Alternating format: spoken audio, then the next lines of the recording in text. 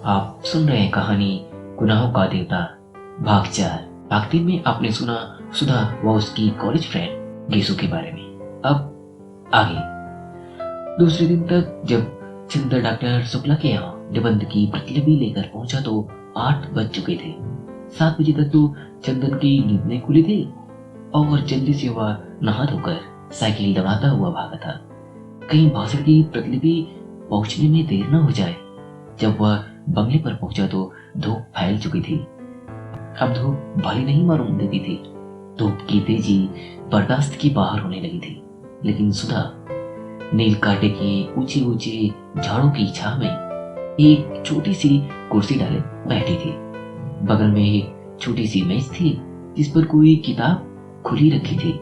हाथ में क्रोशिया थी और उंगलियां एक नाजुक तेजी से डोर से उलझ सुलझ रही थी।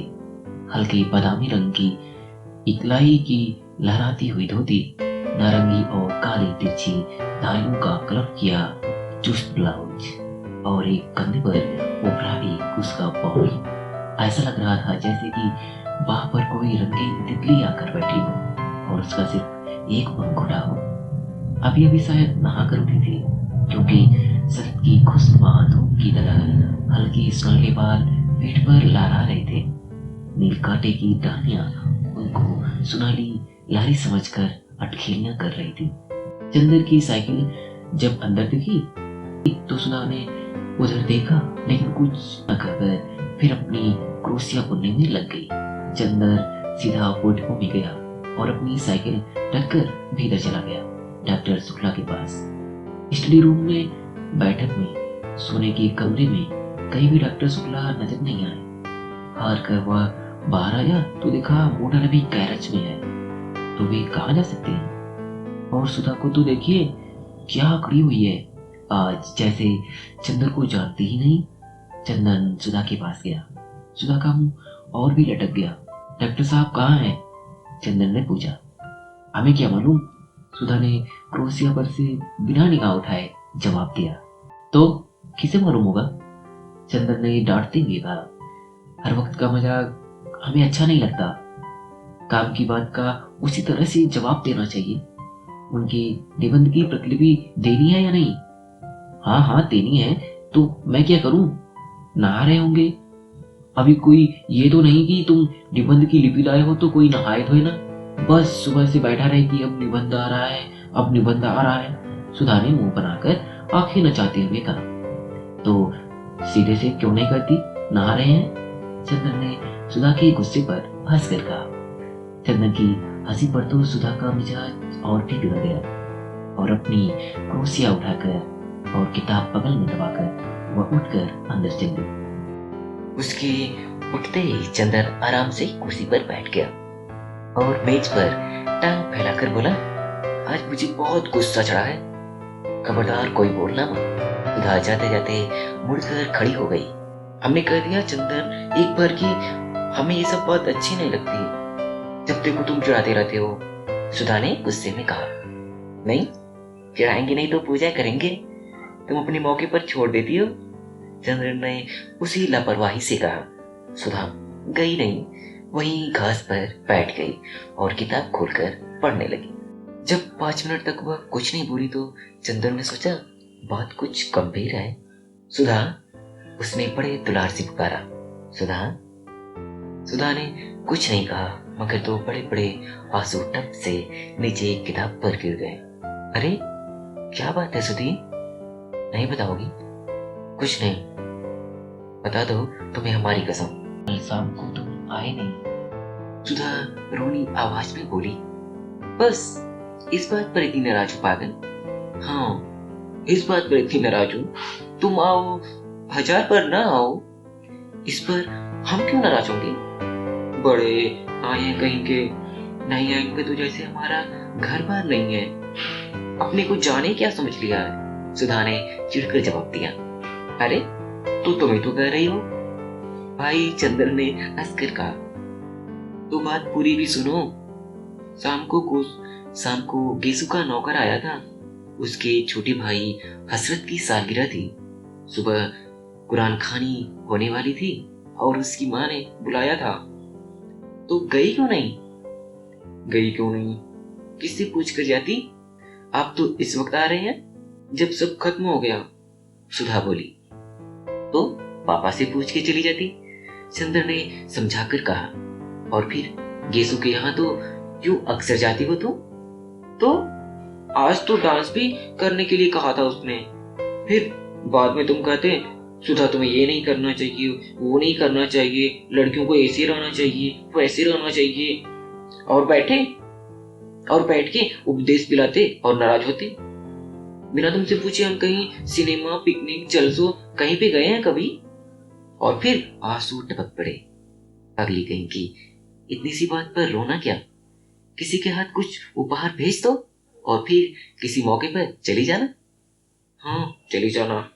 तुम्हें कहते क्या लगता है गिसू ने कितना बुरा माना होगा? सुधा ने बिगड़ते हुए कहा।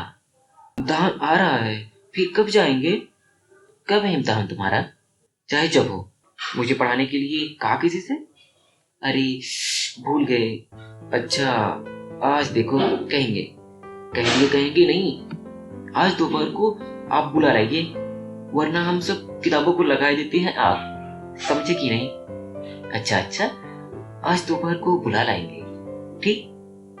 अच्छा, याद आया, बिसरिया से कहूंगा तुम्हें पढ़ाने के लिए, उसे रुपए की जरूरत भी है। चंद्र ने छुटकारे का कोई रास्ता न पाकर कहा। आज दोपहर को जरूर से। सुधा ने फिर आंखें नचाकर कहा। लो, पापा आ गए, नहा कर जाओ। चंदन उठा और चल दिया। सुधा उठी और अंदर चली गई। डॉक्टर शुक्ला हल्के सांवले रंग की, जरा स्थूलकाय से थे, बहुत गंभीर अध्ययन और अध्यापन, और उम्र के साथ ही उनकी नम्रता और भी बढ़ती जा रही थी। लेकिन वे लोगों से कम मिलते जुलते थे। व्यक्तिगत दोस्ती उनकी किसी से नहीं थी, लेकिन उत्तर भारत के प्रमुख विद्वान होने के नाते कॉन्फ्रेंसों में, मौखिक परीक्षाओं में, सरकारी कमेटियों में वे बराबर बुलाए जाते थे और इसमें प्रमुख दिलचस्पी वो हिस्सा लेते थे। ऐसी जगहों पर चंदन उनका प्रमुख सहायक रहता था और इसी नाते चंदन भी प्रांत के बड़े बड़े लोगों से परिचित हो गया था।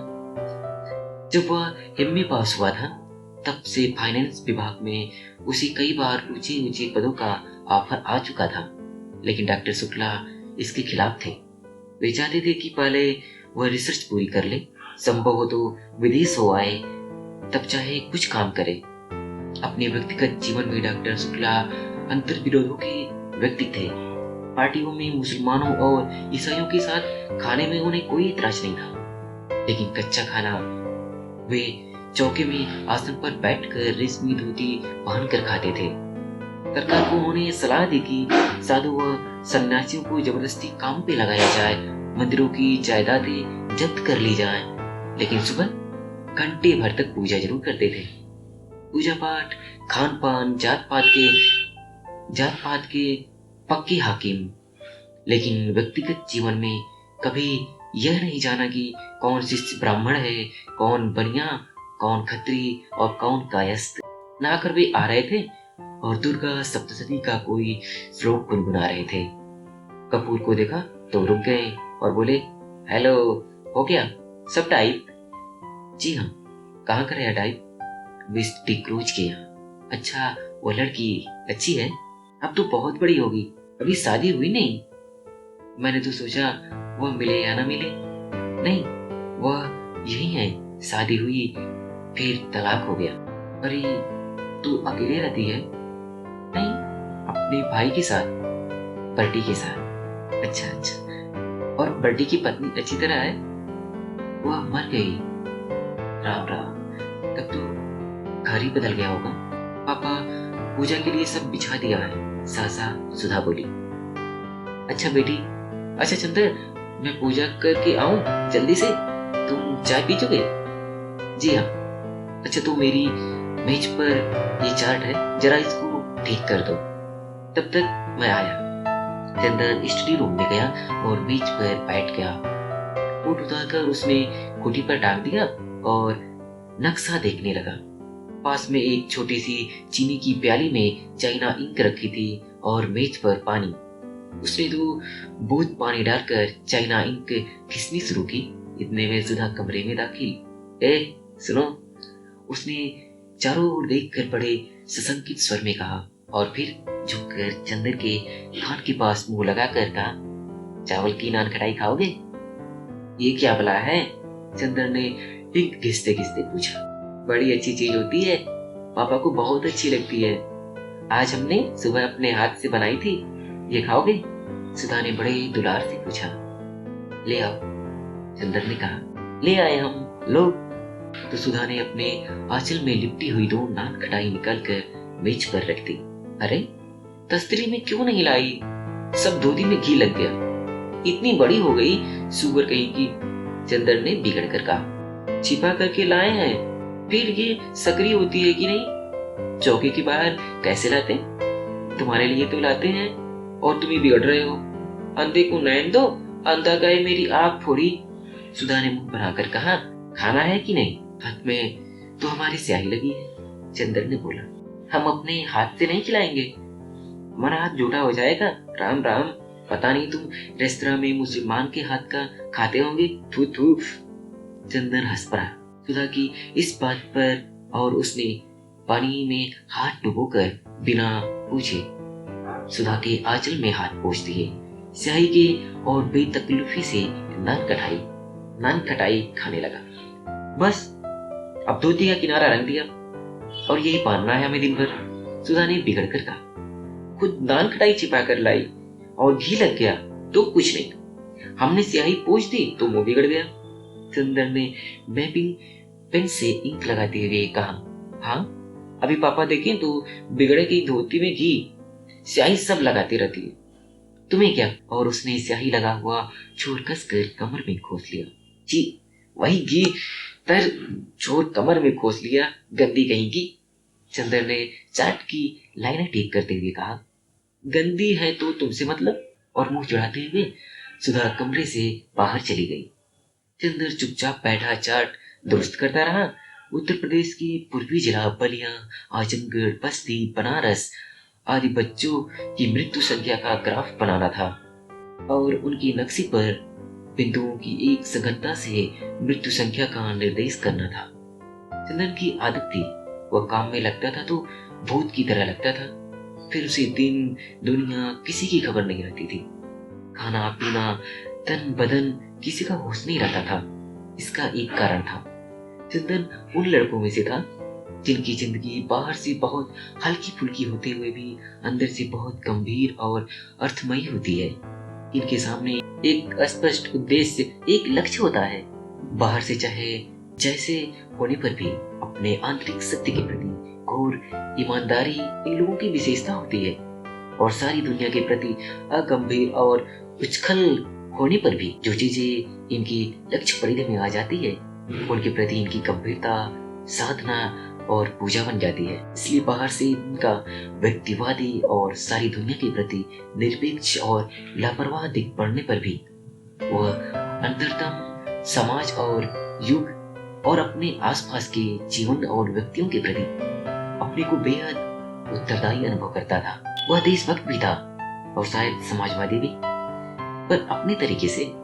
वह खद्दर नहीं पहनता था, कांग्रेस का सदस्य नहीं था, जेल नहीं गया था, फिर भी वह अपने देश को प्यार करता था, बेहद प्यार। उसकी देशभक्ति, उसका समाजवाद सभी उसके अध्ययन और खोज में समा गया था।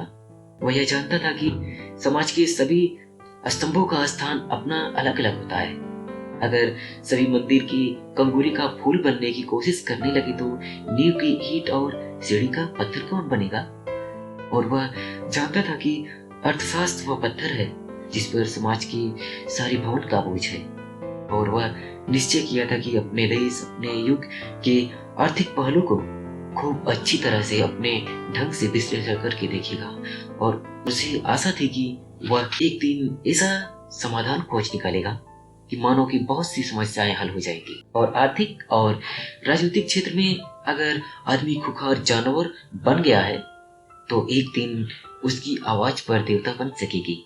इसलिए वह बैठकर कानपुर की मिलों के मजदूरों की वेतन चार्ट बनाता था या उपयुक्त साधनों के अभाव में मर जाने वाली गरीब औरतों और बच्चों का लेखा जोखा करता था तो उसके सामने अपना करियर, अपनी प्रतिष्ठा, अपनी डिग्री का सपना नहीं होता था।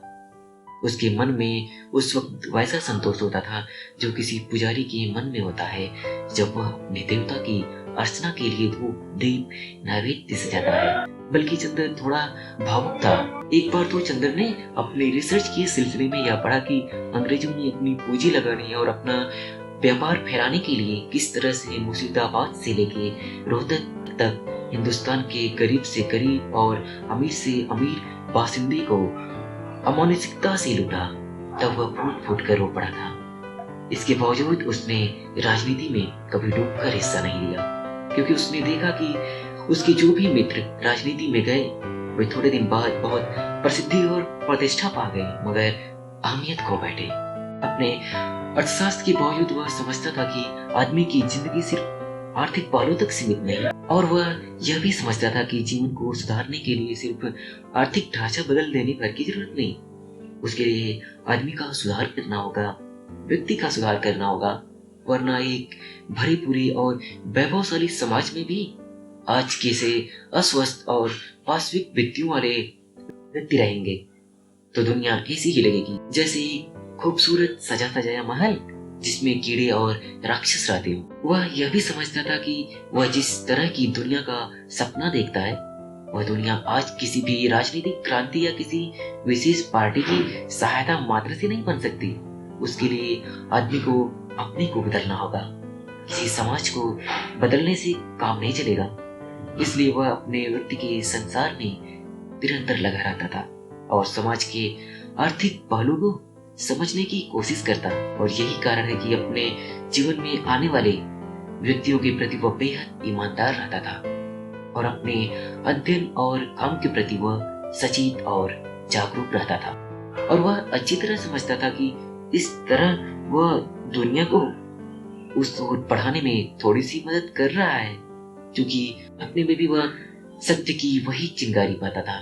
इसलिए कभी यह दार्शनिक न होते हुए भी वह इतना भावुक, इतना दृढ़ चरित्र, इतना सशक्त और इतना गंभीर था। और काम तो अपना इस तरह से करता था जैसे वह किसी की एकाग्र उपासना कर रहा हो। लेकिन जब वह चार्ट के नक्शे पर कलम चला रहा था तो उसे मालूम नहीं हुआ कि कितनी देर से डॉक्टर शुक्ला आकर उसके पीछे खड़े हो गए। वाह, नक्शे में तो तुम्हारा हाथ बहुत अच्छा चलता है, बहुत अच्छा। अब उसे रहने दो, लाओ देखे तुम्हारा काम कैसा चल रहा है। आज तो इतवार है ना? डॉक्टर शुक्ला पास की कुर्सी पर बैठकर बोले। चंदन, आजकल मैं एक किताब लिखने की सोच रहा हूँ। मैंने सोचा कि भारतवर्ष की जाति व्यवस्था का नए वैज्ञानिक ढंग से अध्ययन और विश्लेषण किया जाए। तुम इसके बारे में क्या सोचते हो? व्यर्थ है, जो व्यवस्था आज नहीं तो कल चूर चूर होने जा रही है उसके बारे में तुम्हार बांधने जैसा समय बर्बाद करना बेकार है। चंद्र ने बहुत आत्मविश्वास से कहा। यही तो तुम लोगों में खराबी है। कुछ थोड़ी सी खराबियां जाति व्यवस्था की देख ली और उसके खिलाफ हो गए। एक रिसर्च स्कॉलर का दृष्टिकोण ही दूसरा होना चाहिए। फिर हमारे भारत की प्राचीन सांस्कृतिक परंपराओं को तो बहुत ही सावधानी से समझने की आवश्यकता है। यह समझ लो कि मानव जाति दुर्बल नहीं, अपने विकास क्रम में वह उन्हीं संस्थाओं, रीति रिवाजों और परंपराओं को रहने देती है जो व्यक्ति अस्तित्व के लिए बहुत आवश्यक होती है। अगर वे आवश्यक न हुई तो मानव उससे छुटकारा मांग लेता है। यह जाति व्यवस्था जाने कितने सालों से हिंदुस्तान में कायम है। क्या इस बात का प्रमाण नहीं कि यह बहुत सशक्त है, अपने में बहुत जरूरी है? अरे हिंदुस्तान की भली चलाई, चंदन बोला। हिंदुस्तान में तो गुलामी कितने दिनों से कायम है, तो क्या वह जरूरी है? बिल्कुल जरूरी। डॉक्टर शुक्ला, मुझे भी हिंदुस्तान पर गर्व है। मैंने भी कांग्रेस का काम किया, लेकिन मैं इस नतीजे पर पहुंचा हूं कि जरा सी आजादी अगर मिलती है हिंदुस्तानियों को तो वे उसका भरपूर दुरुपयोग करने से बाज नहीं आते और कभी ये लोग अच्छे शासक नहीं निकलेंगे। अरे नहीं, ऐसी बात नहीं। हिंदुस्तानियों को ऐसा बना दिया है अंग्रेजों ने, वरना हिंदुस्तान ने तो चंद्रगुप्त और अशोक पैदा किए थे। और रही जाति व्यवस्था की बात तो मुझे स्पष्ट दिख रहा है, जाति व्यवस्था टूट रही है। कपूर बोला। रोटी बेटी की कैद थी, रोटी की कैद तो करीब करीब टूट गई, अब बेटी की कैद भी। ब्याह शादियां भी 2-1 पीढ़ी के बाद स्वच्छंदता से होने लगेगी। अगर ऐसा हुआ तो बहुत गलत होगा, इससे जातिगत पतन होगा। ब्याह शादी को कम से कम भावना की दृष्टि से नहीं देखता, यह एक सामाजिक तथ्य है और उसे उसी दृष्टिकोण से हमें देखना चाहिए। शादी में सबसे बड़ी बात होती है सांस्कृतिक समानता, और जब अलग अलग जाति में अलग अलग रीति रिवाज हैं तो एक जाति की लड़की दूसरी जाति में जाकर कभी अपने को ठीक से संतुलित नहीं कर सकती, और फिर एक बनिया की व्यापारिक प्रवृत्ति की लड़की और एक ब्राह्मण की अध्ययन वृत्ति का लड़का, इनकी संतान न इधर विकास कर सकती है न उधर। यह तो सामाजिक व्यवस्था को व्यर्थ की असंतुलित करना हुआ। लेकिन विवाह को आप केवल समाज के दृष्टिकोण से क्यों देखते हैं? व्यक्ति के दृष्टिकोण से भी देखिए। अगर दो विभिन्न जाति के लड़के लड़की अपना मानसिक संतुलन ज्यादा अच्छा कर सकते हैं तो क्यों ना विवाह की इजाजत दी जाए? ओह, एक व्यक्ति की सुझाव के लिए हम समाज को क्यों नुकसान पहुंचाएं? और इसका क्या निश्चय है कि विवाह के समय यदि दोनों में मानसिक संतुलन है तो विवाह के बाद भी रहेगा? मानसिक संतुलन और प्रेम जितना अपने मन पर आधारित होता है उतना ही बाहरी परिस्थितियों पर, क्या जाने ब्याह के वक्त की परिस्थिति का दोनों पर कितना प्रभाव है और उसके बाद संतुलन रह पाता है या नहीं। और मैंने तो लव मैरिजेज को असफल होते हुए देखा है, बोलो है या नहीं? डॉक्टर शुक्ला ने कहा, हाँ, प्रेम विवाह अक्सर असफल होती हैं, लेकिन संभव है वह प्रेम न होता हो। जहां सच्चा प्रेम होगा वहां कभी असफल विवाह नहीं होंगे। चंद्र ने बहुत साहस करके कहा, ओह, ये सब साहित्य की बातें हैं, समाज शास्त्र की दृष्टि से, ये वैज्ञानिक दृष्टि से देखो यार। अच्छा खैर, अभी मैंने उसकी रूपरेखा बनाई है, लिखूंगा तो तुम सुनते चलना। लाओ, वह निबंध कहाँ है? डॉक्टर शुक्ला बोले। चंद्र ने उन्हें टाइप की हुई प्रतिलिपि दे दी। उलट पुलट के डॉक्टर शुक्ला ने देखा और कहा, ठीक है। अच्छा चंद्र, अपना काम इधर ठीक कर लो, अगले इतवार को लखनऊ कॉन्फ्रेंस में चलना है। अच्छा, कार पर चलेंगे या ट्रेन से? ट्रेन से। अच्छा। घड़ी देखते हुए उन्होंने कहा, अब जरा मैं काम से चल रहा हूं, तुम यह चार्ट बना डालो और एक निबंध लिख डालना। पूर्वी जिलों में शिशु मृत्यु प्रांत के स्वास्थ्य विभाग ने एक पुरस्कार घोषित किया है। डॉक्टर शुक्ला चले गए। बस इसके आगे नेक्स्ट भाग में